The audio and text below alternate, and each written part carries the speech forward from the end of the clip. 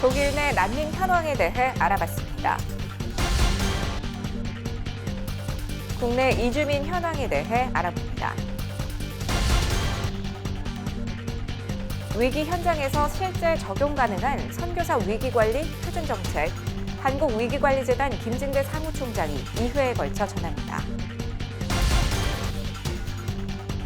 2차 세계대전 당시 신앙을 지켰던 크리스찬의 실화를 담은 영화 이름 없는 생애의 시사회가 열렸습니다.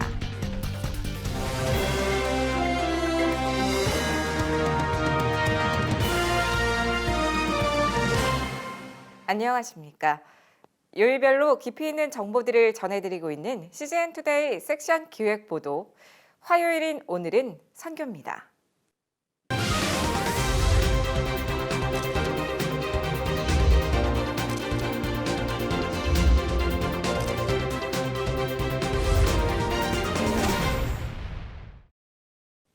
난민 발생, 그 얘기를 듣다 마지막 시간입니다. 독일은 난민들이 정착하길 선호하는 국가들 중 한 곳인데요. 이유가 무엇인지, 그리고 그곳으로 모이는 이들을 대상으로 어떤 난민 사역이 펼쳐지고 있는지 알아봤습니다. 박건희 기자입니다. 시리아 내전 발발 이후 발생한 난민들은 북쪽 국경을 통해 터키로 넘어갔습니다. 터키에서 다시 고무보트를 타고 그리스에 도착, 그리스에서 육로를 통해 여러 나라들을 거쳐 독일에 도착합니다. 현재 독일 내 공식 인정받은 난민은 약 70만 명. 계속되는 유입과 가족 상봉 및 출산까지 고려할 경우 80만여 명을 넘어섰을 것이라고 전문가들은 예측합니다. 평균적으로 15만에서 20만 명은 들어옵니다. 큰 캠프에다가 일단은 그분들에게 숙소를 배정해주고 그분들이 난민을 신청할 수 있는 자격이 없는지를 갖다가 먼저 거기서 심사를 해요. 근데 그 심사를 하는 과정이 뭐 빨리 해봤자 몇 달 걸리고 어떨 때 1년도 이상 걸려요. 그래서 그 캠프에 있는 동안에는 이 사람들이 아직 그 난민의 혜택을 받을 수가 없어요. 전에는 더 많았는데 지금 한 15개 군데가 있어요. 근데 보통 한 캠프에 1000명에서 뭐 몇천 명까지 수용합니다. 공식적으로 난민 지위를 인정받게 되면 정부로부터 다양한 혜택이 주어집니다. 개인집을 포함해 교통비, 생활비, 전기세 등을 낼 수 있도록 난민 한 명에게 연평균 11,000달러를 지원합니다. 독일어 학습 과정을 지원하고 교육을 마치게 되면 직업 알선도 돕습니다. 독일 정부는 고령화 시대에 따른 부족한 노동 인구를 난민들로 채우고 나치 시대의 잘못을 반성하는 일종의 역사의식도 영향을 미쳤다고 전문가들은 얘기합니다. 선교사들은 독일을 찾은 많은 무슬림 난민들의 대다수가 복음을 받아들이고 있다고 얘기합니다. 특히 복음을 먼저 받아들인 난민들이 적극적으로 나서 다른 무슬림 난민들을 전도하고 있다고 얘기합니다. 난민이 난민에게 복음을 전가한다는 국가에서나 언어가 같은 지역에서 온 사람한테 복음을 전가한다는데 자기 나라에서는 그게 굉장히 쉽지가 않습니다. 핍박과 환란이 있기 때문에 지금 이제 예수를 먼저 믿은 형제들이 그런 비전들이 있어요. 자기 민족에게는 하나님께서 우리들을 들어 쓰셔서 독일에 보낸 것은 복음을 증가하기 위해서다. 대다수 사역자들은 다수 난민들이 같은 무슬림들에게 핍박받아 이슬람에 대한 회의감을 느낀다고 얘기합니다. 그러나 독일에 정착하고 시간이 지나면서 다시 이슬람에 대한 정체성을 찾으려 한다며 한국 교회가 더 늦어지기 전에 난민 사역에 적극 동참하길 부탁했습니다. 지금 독일에서 난민 사역하고 있는 분들이 있지만은 너무 많이 흩어져 있어가지고 한 단체나 한 교회가 할 수 있는 사역이 아니고 수천 개로 나눠져 있는 이런 조그만 이 사람들이 숙소를 찾아다니면서 복음을 증거할 사람들이 많이 필요합니다. 왜냐하면 지난 5년 동안에 우리가 여러분들에게 복음을 증거했는데도 우리가 통계를 잡아보니까 1%도 안 돼요. CGN투데이 박건희입니다. 과거엔 선교지라고 하면 해외에 있는 타 지역과 타 문화권을 의미했지만 세계화된 오늘날엔 국내에도 많은 이주민들이 들어와 있어 이제는 한국도 선교지로 여겨지고 그에 따른 이주민 선교가 필요하다고 전문가들은 입을 모읍니다. 국내 이주민 현황에 대해 알아봅니다. 박건희 기자입니다. 2008년 국내에 체류하던 외국인 수는 약 116만 명. 이후 꾸준히 증가하던 국내 외국인 수는 2016년에 205만여 명을 기록하면서 처음으로 200만 명을 돌파했습니다. 그리고 현재는 약 225만 명으로 10년 전에 비해 2배 가까이 증가했습니다. 그러나 불법 체류자를 포함할 경우 250만여 명이 넘습니다. 이는 국내 인구의 5%를 차지하는 것으로 전문가들은 더 이상 한국 교회가 이주민 선교를 외면해서는 안 된다고 얘기합니다. 저희가 2016년에 국제본부와 얘기해서 지금의 남한을 선교지로 선언했어요. 근데 한국은 그 사람들이 다 공단에 있어요. 공단하고 농촌에 있어요. 그러니까 잘 못 보는 거예요. 근데 실제로 굉장히 많아요. 그리고 급속히 증가하고 있습니다. 그들의 필요는 굉장히 총체적이에요. 왜냐하면 이 사람들이 단순히 민족만 다른 것도 아니고 종교만 다른 것도 아니고 계급적으로도 노동자 계급이에요. 그리고 빈민층 계층입니다. 그래서 어떤 총체적인 필요들이 있는 거죠. 지역별 분포를 살펴보면 경기도가 38만 7,011명으로 가장 많았고 다음으로 서울 27만 3,178명, 경남 7만 3,313명, 충남 6만 4,918명 순이었습니다. 전체 외국인의 약 61%가 수도권에 집중된 것으로 나타났습니다. 국내 체류 외국인들의 형태도 다양했습니다. 가장 많은 형태로는 근로자로 26.7%에 달했고 유학 연수 7.1%, 결혼 6.9%, 무비자 15.4% 등이었습니다. 국내 체류 외국인들의 국적 분포로는 중국인이 전체의 45.7%를 차지했는데 이 중 30.5%는 한국계 중국인, 15.2%는 순수 중국인이었습니다. 그 뒤로 베트남 7.9%, 태국 7.4%, 미국 6.7% 등의 순이었습니다. 상위 10개국 중 8개가 아시아 국가였습니다. 전문가들은 국내 이주민 사역을 확장시켜 한국교회와 선교지가 더욱 연합할 수 있다고 얘기합니다. 여기서 훈련을 시킨 사람을 자기 모국으로 보낼 때에 그 모국에 가까이 있는 선교사가 그들을 받아가지고 계속해서 팔로우업하면서 일을 할 수가 있고 사역을 하고 있는 선교사들이 혹시 그쪽에서 한국 쪽으로 이주민으로 온다든지 일을 하러 노동자로 온다든지 이럴 때에 그들을 한국에 있는 사역자에게 연결을 하고 한국 교회가 그들을 케어하고 그들이 복음을 완전히 받아들일 수 있도록 하고 그래서 다시 보내게 되면은 이런 거는 아주 선순환될 수 있는. CGN 투데이 박건희입니다. 아무리 좋은 표준 정책이 있어도 위기 관리 시 적용이 불가능하다면 무용지물입니다. 그래서 한국위기관리재단은 실제 적용 가능한 선교사 위기관리 표준 정책을 정비했습니다. 김진대 사무총장이 2회에 걸쳐 전합니다.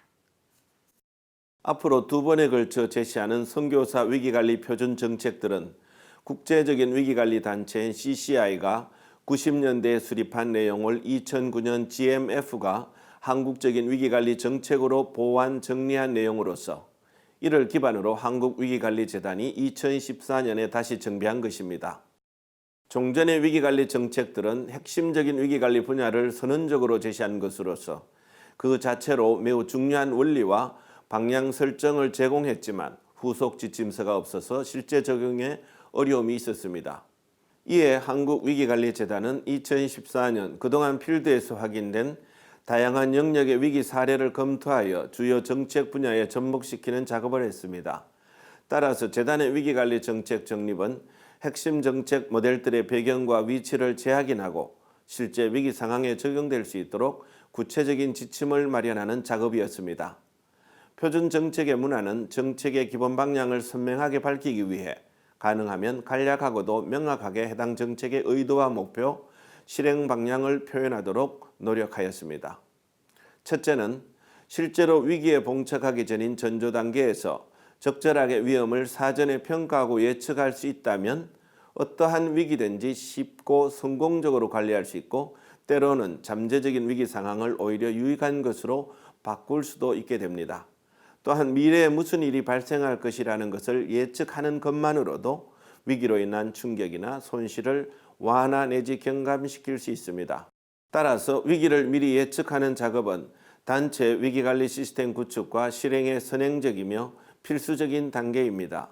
위기 예측을 기반으로 위기관리팀을 조직 구성하고 위기 유행에 따른 비상계획을 수립하며 위기 사태 전후에 가동되어야 할 위기관리의 조직 체계를 구축하게 됩니다. 위기 예측은 주관적인 요소와 함께 객관적인 요소인 위기 사태의 개연성과 영향력을 산정하고 검증하여 종합적인 위기 지수로 표시됩니다. 둘째는 역사와 경험에 의하면 위기 사태의 경우 미리 준비된 전문적인 대응 조직이 문제를 신속하게 해결하거나 피해를 최소화하는 역할을 담당하여 왔습니다. 반면에 그러한 조직의 부재는 위기 상황 시에 단체 모든 구성원들을 혼란 속에 빠지게 하므로 단체 고유의 임무를 수행할 수 없게 하거나 최악의 경우에 업무의 마비 상태에 이르게 합니다. 따라서 위기에 대한 효과적인 대응을 위해서 각 선교단체는 위기 상황을 분리하고 관리하는 첨단 조직으로서 위기관리팀을 구성하되 위기관리팀의 기능은 국제본부, 파송본부와 모든 필드에 조직되어야 합니다. 특별히 필드의 위기 사태는 선교사나 주재교민, 소속 단체를 불문하고 재외국민 모두에게 동일한 영향을 미치는 위협으로 다가오므로 사역 지역이나 국가별로 범단체적인 위기관리 조직을 통합적으로 구성하여 운영하는 것이 바람직합니다.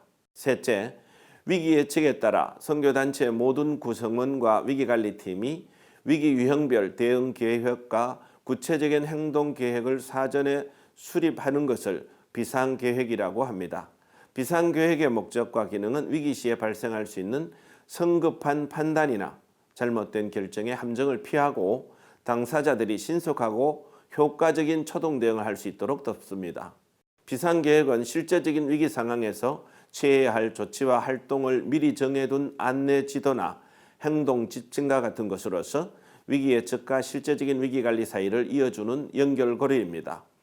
특정 지역이나 위기 유형과 관련된 위험에 대해서 미리 예측하고 현실적인 비상계획을 준비하는 것은 선교단체의 위기관리 정책 수립 과정을 완성시키는 것입니다. 넷째, 단체 모든 구성원은 위기 상황이 발생하는 즉시 이미 정해진 보고 체계 내지 소통 경로를 통하여 즉각적으로 상황을 보고해야 합니다. 위기관리의 성패는 초동 대응에 좌우되는데 그 시작은 가장 신속한 보고 체계의 가동에 있습니다. 위기 발생 시 상황 정보가 외부에 노출되기 전에 조직 보고 체계가 신속하게 작동되므로 후속적인 이해 당사자 관리와 정보 및 미디어 관리가 주축이 되는 비상계획이 실행될 수 있습니다. 따라서 지리적인 이유로 단체 국제본부, 파송본부, 필드 사이에 시차가 있을지라도 각 주체의 위기관리팀 요원들은 24시간 보고체계가 운영될 수 있는 비상연락망을 구축해야 합니다. 다섯째, 구성원들에 대한 위기관리 교육훈련 제공은 단체가 취할 수 있는 가장 가치 있고 효과적인 위기 예방 조치입니다.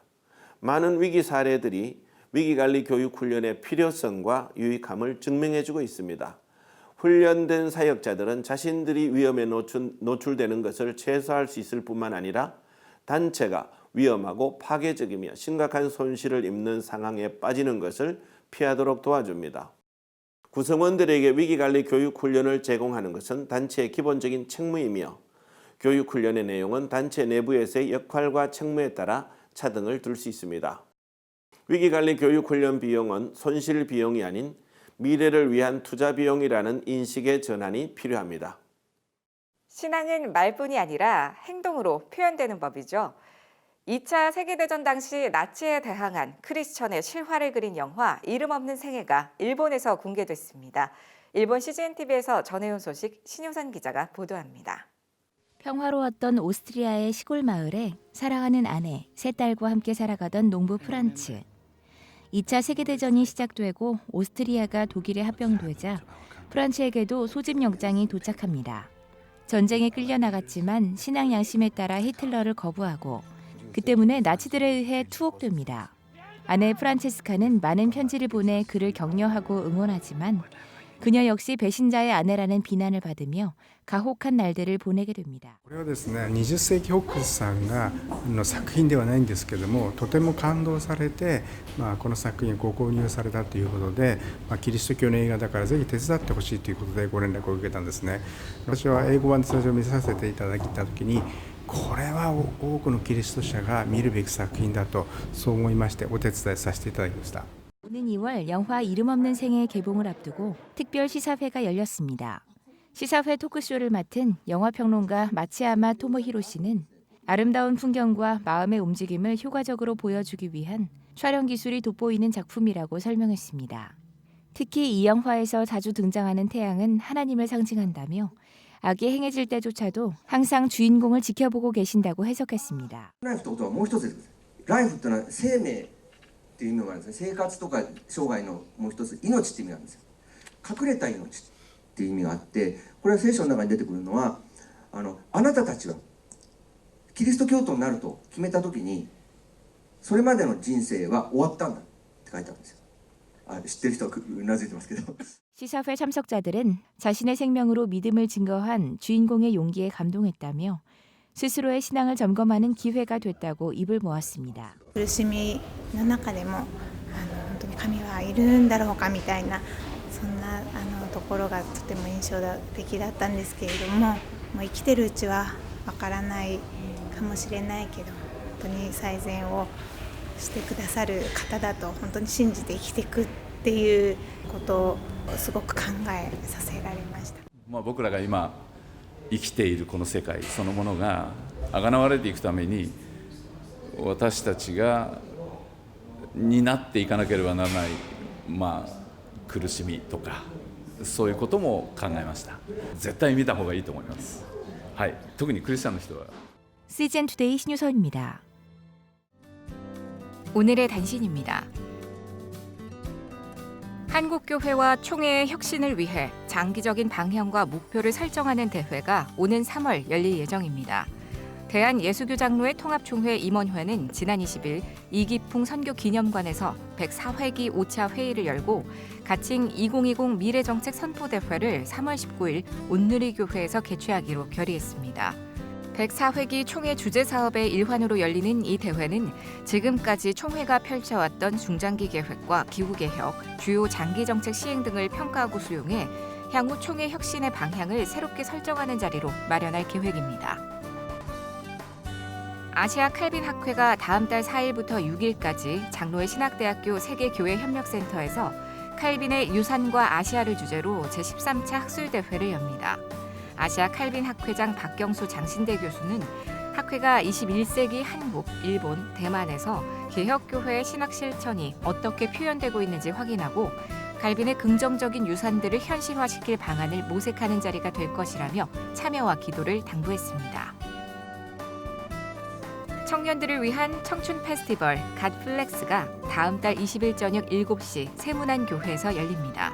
BY, 신현준, 이지선, 신혜라 등 크리스천 연예인들이 출연진으로 나서며 대한민국 청년이라면 누구나 참석 가능하고 SNS 공식 계정 혹은 전화를 통해 문의 가능합니다. 한국대학생선교회 티아 태권도 사역부가 2월 2일부터 2주간 제주에서 제16회 태권도 전문인 선교사 훈련을 개최합니다. 13개국 약 60여 명의 국내외 훈련생과 태권도 전문인 선교사들이 참가한 가운데 태권도 실기 및 지도법, 강해 설교 점검 및 선교 특강 등으로 진행됩니다. 매일매일 더 새롭고 알찬 글로컬 선교교육 뉴스 CGN 투데이 시청해 주셔서 고맙습니다.